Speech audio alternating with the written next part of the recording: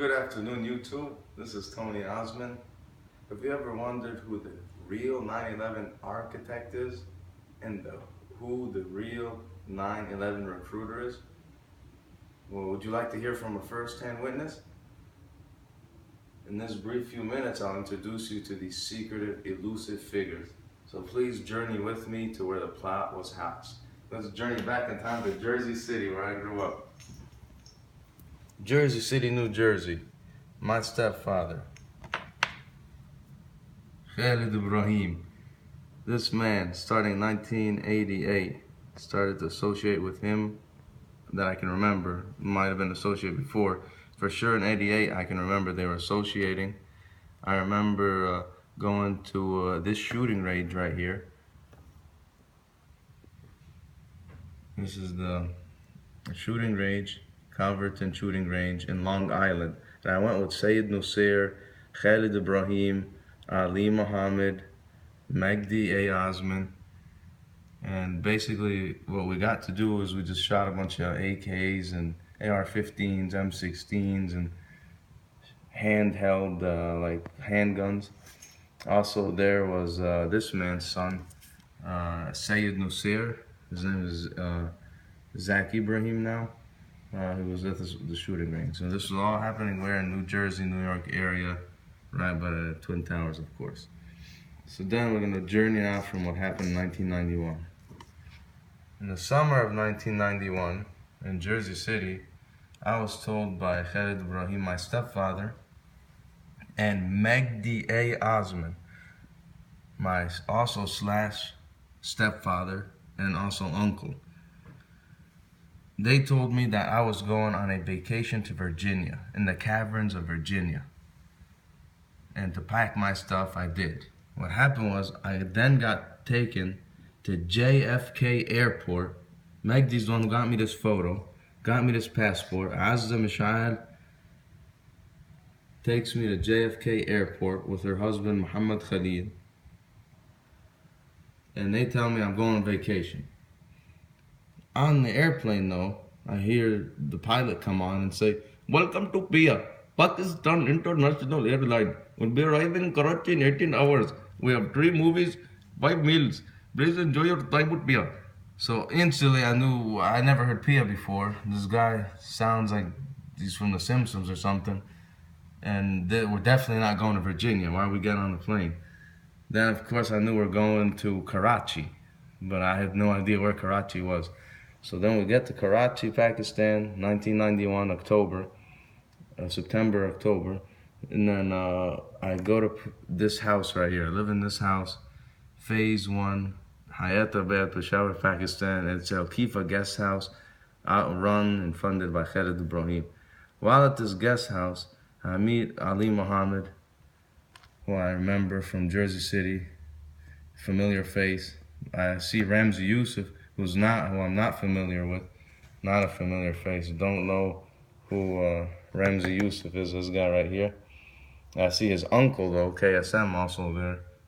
And I remember seeing him also in Jersey City, so it was a familiar face. Then also I remember Ayman Zawahri coming before, visiting, and he's also there. And then I don't see Bin Laden though, but I see this guy here named Ahmad Salama Mabrouk, who was our direct neighbor across the street from us. He's called Al Qaeda's Rosetta Stone. And this guy was caught by CIA rendition team. And then anyway, he got put in jail in Egypt and then escaped in the revolution. And he's fighting with ISIS right now in Syria. But anyway, fast forward. Khalid Ibrahim, my uncle, sends this man, Ramzi Yusuf, to the United States from Pakistan in 1992, from Peshawar. After me and him had trained with Ali Muhammad, and we'd been in Afghanistan, and we trained in Jalalabad, Peshawar. We trained in Afghanistan, Khaldan training camp, and Farouk training camp. And we also trained in Khost and other different training camps. So then we get to who actually recruited the 9/11 people. Who actually recruited them is this man right here, Magdi A. Osman. How do I know that? Because I was with him. Since 1994, This man recruited every single one of these hijackers, and I was present. And it was during his time when he was locuming in these different Saudi hospitals, after he had just gotten done being at the VA hospitals in the US, and most importantly, after he'd been consulting with Khalid Ibrahim, Ali Muhammad, Ayman al-Zawahiri, Khalid Sheikh Mohammed, and Azza Mish'al. Azza Mish'al is the architect. Azza Mish'al used to frequently meet in our home with Ali Muhammad and Khalid Ibrahim, who are all engineers and have extensive military background, but especially Azza is the brightest of them all and the strongest in the brains. She's the architect. She works at Surdek, and as you can see, this is very important. Ayman al-Zawahiri and Bin Laden don't have this capability. They don't work at Surdek. And most importantly, they don't own a bunch of taxi medallions since 1980 in Newark. And they are the closest to the place. And I grew up in Jersey City, and she's coming to Jersey City every week after working at her military base in New Jersey all week to meet with Ali Muhammad and Khalid Sheikh Mohammed. And also she's meeting with Magdi Osman, who recruited these guys while pretending to be at a locum in Saudi Arabia. He recruited them all at weddings. I was there for those weddings. So then Azza sets up the architect of the antenna theory on the Twin Towers. On the U.S. response militarily is going to be they're going to send 2 F-15 Eagles on you as a response team. So the way to avoid that is you turn off your transmitter. As soon as you hijack those planes, Azza Mish'al instructed Hamad Atta, to turn off the transmitter so that he can't be tracked, and then lie to the people and tell them that they're flying back to the airport and just remain calm and be quiet and you'll be safe and we're all getting back. So then he flew into the North Tower, which she told him to fly into, and that was a crucial point. She said, the first thing you hit is the North Tower. That's your target. American Airlines Flight 11. So as a first-hand witness to all this, and we also have here Zakaria Moussaoui, who's the 20th hijacker, arrested by Special Agent of FBI Harry Salmon, recruited by Magdi while he worked at supposedly Ray Medica as a medical consultant. Now again, all these jobs of his have been just covers to be able to recruit these people, pretend he's a doctor and a professor, while secretly recruiting these people, masterminding with Azza Mish'al, who masterminded the antenna theory on how to avoid the F-15s. And then Ali Muhammad told him the best things to use is knives and how to smuggle them in because he worked for Egypt Air Security. And Magdi flies all the time, so he knows the best place to be is first class. And then as you can see through these Chase Manhattan cars, I mean, Magdi's there. 1989, 1991. And then 1993, but check this out, May 1993 till January 95. Why do I say May? Because in February of 1993, I was in Peshawar, Pakistan. That's when the first World Trade Center bombing happened. And guess who called that? And I'm a first-hand witness.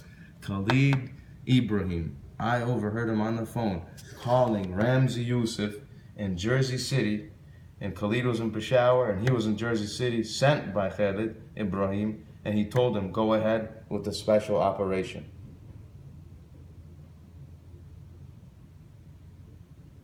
So that's why Magdi doesn't have a Chase Manhattan card at that time, because he doesn't want to be associated with Manhattan and the Twin Towers when they're blowing it up. Now that that was clear, then he got a card again reestablished there. So in conclusion, it's self-evident that Azza Mish'al, working for Surdek, has far more superior knowledge and is physically closer even to the Twin Towers than Osama bin Laden or Ayman al-Zawahiri or KSM or Ramzi Youssef or any of those people, more technologically advanced. And then she used to take me to this mosque every weekend with Sheikh al-Hanuti in Jersey City, who was the mufti of the Sheikh from Jerusalem, who said that it's all right for American Muslims to do whatever necessary to fight Israel. internally in the U.S. and to be very covert about it. And Azza fit the bill for this terrorist network because she's a female and she could dress herself in the hijab as a cover to be more deceptive and act like a nun, all which was just a cover to research the antenna theory for the September 11 attacks.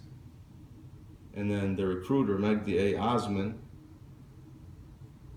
recruited them all at Saudi weddings throughout the years, locoming supposedly. I'm a first-hand witness to that. And then the operation happened, and before it happened, they had invested a bunch of money in different stuff, knowing what's going to go down and what's going to go up, and especially in military hardware and electronics, that there's going to be a much bigger demand for that. Now you invest in that now, that market's climbing. And to cover all this up, of course, they tried to assassinate me multiple times, and we'll leave that for a separate talk. But this is the truth, and it's self-evident, and I'm a first-hand witness. And the last evidence I have is the photo of me there, the actual passport. That's me. And then the page that Magdi bleached out of my entrance visa into Karachi, Pakistan, and outside. 3 months visa, tourist visa, turned into a 3-year deal. And then this is my dad's passport that's also bleached out by Magdi. And both these things are found together like this and buried in this thing right here. My father's NCR booklet. And then the other passport, bleached out by Magdi and destroyed, shows all the Saudi visas that I have in here, that me going from Egypt with him to Saudi Arabia, multiple times. I mean, I have a whole thing filled here of visas, Egypt, Saudi Arabia. Magdi destroyed all this, and this is all from 1994 till the year 2001.